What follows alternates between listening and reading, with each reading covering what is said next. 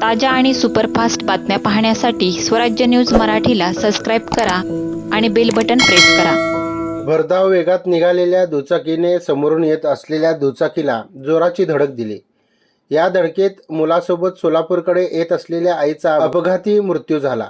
या अपघाताची नोंद 11 मे रोजी मुंद्रुप पोलीस ठाण्यात झाली आहे। हा अपघात विजापूर ते सोलापूर रोडवरील 11 मैल होनमुर्गी फाटा मंद्रुप येथे झाल्याचे पोलिसांनी सांगितले। दरम्यान प्रवीण पोमा राठोड वय 32 राहणार सेवालाल नगर मंद्रुप तालुका दक्षिण सोलापूर यांनी दिलेल्या फिर्यादीनुसार मोटरसायकल क्रमांक MH13DF 9456 च्या चालकाविरोधात मंद्रुप पोलीस ठाण्यात भारतीय न्याय संहिता 106, 125, 281, 324, मोटर वाहन अधिनियम 1988, 184 नुसार गुन्हा दाखल करण्यात आला आहे।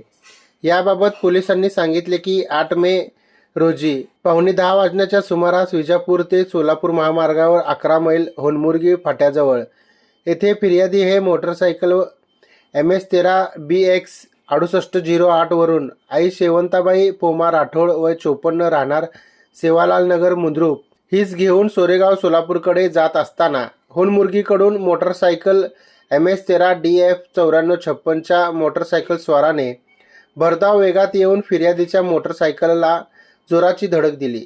ही घटनेची नोंद मंद्रुप पोलीस ठाण्यात झाली असून पुढील तपास पोलीस उपनिरीक्षक काशीद हे करीत आहेत।